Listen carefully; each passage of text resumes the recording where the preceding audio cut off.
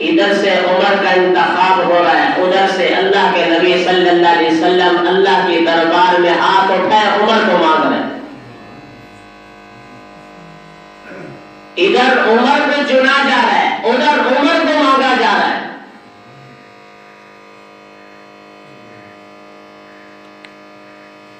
عمر رضی اللہ تعالیٰ عنہ ہاتھ میں تلوار لیے چل پڑے۔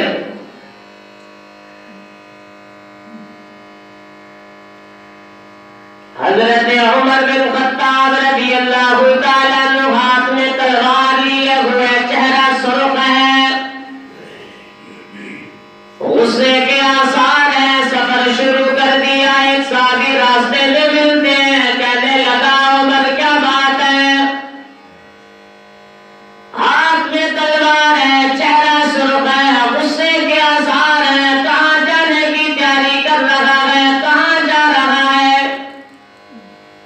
کہاں کا سفر شروع کر دیا تو نے؟ عمر بن خطاب رضی اللہ تعالیٰ عنہ کہنے لگے آج میں نعوذ باللہ محمد رسول اللہ صلی اللہ علیہ وسلم کو جا کر قتل کر دوں گا۔ صحابی نے دیکھا عمر کے تہور بدلے ہوئے ہیں، عمر کے چہرے کے اوپر غصے کے آثار ہیں، عمر کا چہرہ زرد ہو چکا ہے غصے کی وجہ سے، ہاتھ میں ننگی تلوار لے کر جا رہا ہے۔ کہنے لگا میں اس کا ارادہ کیوں نہ تبدیل کر دوں، اس کا رویہ کیوں نہ تبدیل کر دوں۔ کہنے لگا عمر اللہ کے نبی صلی اللہ علیہ وسلم کے پاس بعد میں جانا، پہلے تیرے گھر میں ایمان داخل ہو چکا ہے۔ عمر کہنے لگا میرے گھر میں کون ہے ایمان لے آنے والا؟ مجھ سے بغیر پوچھے ایمان کو لے آیا، میرے پوچھے بغیر آبا و اجداد کے دین کو کس نے چھوڑ دیا؟ وہ صحابی رسول صلی اللہ علیہ وسلم کہنے لگے عمر کوئی اور نہیں، تیری بہن فاطمہ بنت خطاب ہے اور تیرا پہلوی ہے جو ایمان لا چکے ہیں، کلمہ پڑھ لیا، اسلام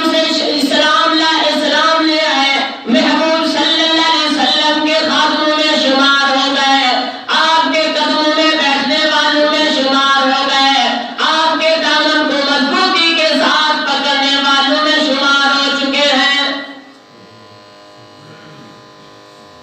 عمر کہنے لگا میں اللہ کے نبی صلی اللہ علیہ وسلم کے پاس بعد میں جاؤں گا، پہلے میں اپنی بہن اور پہلوی کی خبر تو لے لوں۔ اللہ اکبر، عمر جاتا ہے، اس وقت فاطمہ بنت خطاب اور آپ کا پہلوی گھر میں بیٹھ کر ایک صحابی سے قرآن کی تلاوت سن رہے تھے، قرآن مجید کا سبق لے رہے تھے، اللہ کا کلام پڑھ رہے تھے۔ عمر کے کان میں تھوڑی سی آواز بھی پہنچ گئی، دستک دی، اندر سے آواز آئی من دق الباب، کون ہے میرے دروازے پہ آنے والا؟ باہر سے جواب دیا میری بہن انا عمر، میں تیرا بھائی عمر آیا ہوں۔ فاطمہ بنت خطاب نے جلدی جلدی صحابی